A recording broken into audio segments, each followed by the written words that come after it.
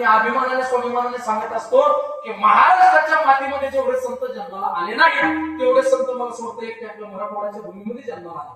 कारण मराठवाड्याची भूमी ही साधारण नाही मार, कारण मराठवाड्याच्या भूमीबद्दल वर्णन करावं तेवढं कमी. कारण याच भूमीमध्ये मी सांगत असतो जगाला ज्ञानेश्वरी सारखा ग्रंथ दान देणाऱ्या माझ्या विश्वमाऊली ज्ञानोबांचा जन्म झालेला आहे आपेगाव संभाजीनगर जिल्ह्यामध्ये. बरोबर, याच मराठवाड्याच्या भूमीमध्ये निवृत्ती झाला सोपान काका आदिशक्ती मुक्ताबाई नवे नवे याच मराठवाड्याच्या भूमीमध्ये पूर्वीच्या काळामध्ये धर्माचा न्याय केला जात होता. अशी असणारी दक्षिण काशी म्हणजे पैठण क्षेत्रामध्ये शांतीब्रह्म नागबाबांचा जन्म झालेला आहे.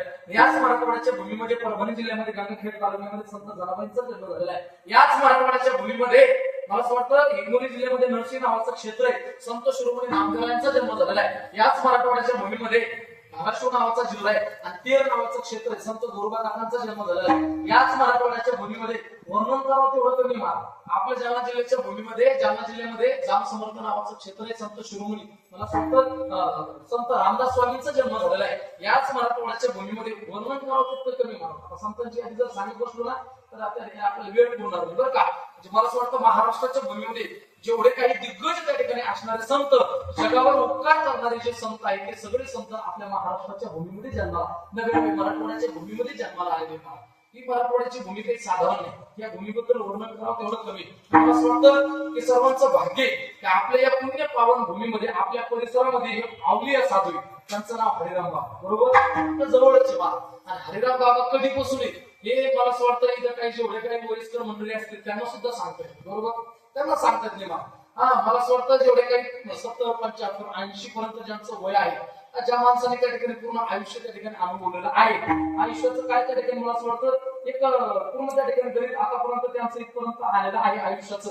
त्यांच्या आयुष्यामध्ये त्यांनी कधी त्या ठिकाणी हरिराम बाबाला बघितलेलं किंवा त्यांच्या वडिलांनी आजोबा पंजोबा आपले होऊन गेले तरी सांगतात ना हरिराम बाबा कधीपासून तेवढे आवली असणारे संत तर हरिराम बाबा असतील, त्याच पद्धतीने मला असं वाटतं रंगनाथ बाबा असतील, सदानंद बाबा असतील, महान असणारे विभूती आपल्या परिसरामध्ये जन्माला आलेले नवे नवे.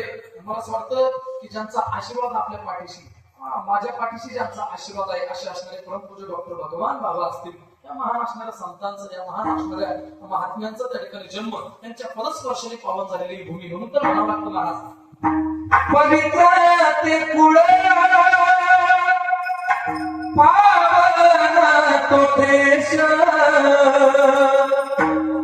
जेथे हरीचे दास जन्म घेती.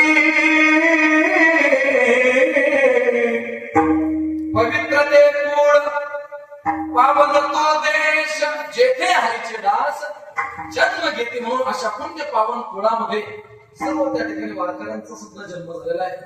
खरी वारकऱ्याची जी पताका आहे, वारकऱ्याची जी परंपरा आहे, वारकरी संप्रदायाची ही भगवी पताका आपल्या खांद्यावर घेऊन वारकरी संप्रदायाचे विचार प्रत्येकाच्या अंतःकरणापर्यंत नेण्याचं कार्य ही सर्व वारकरी मंडळी करतात. बरोबर, यांच्याबद्दल काय वर्णन करणार तुका म्हणे येथे पाहिजे जातीची सर्व हाडाची असलेली वारकरी ज्यांच्या जीवनात दैनंदिन जीवनात हरिपाठाचा प्रसंग येतो, काकड्याचा प्रसंग येतो आणि कीर्तनाचा सुद्धा प्रसंग येतो. अशा असणारी सर्वच असणारे त्या ठिकाणी वारकरी मंडळी सर्वांच्या चरणावर आपले वंदन करतो. आदरणीय पहिले चाल ज्यांच्या मुखातून आपण ऐकले भजन सम्राट भजन गंधर्व आपल्या परिसरासमोर भागाचं वैभव आमचे विष्णुपंत आठवडे असतील आमचे विष्णू महाराजांना सुद्धा वंदन करतो, धन्यवाद देतो.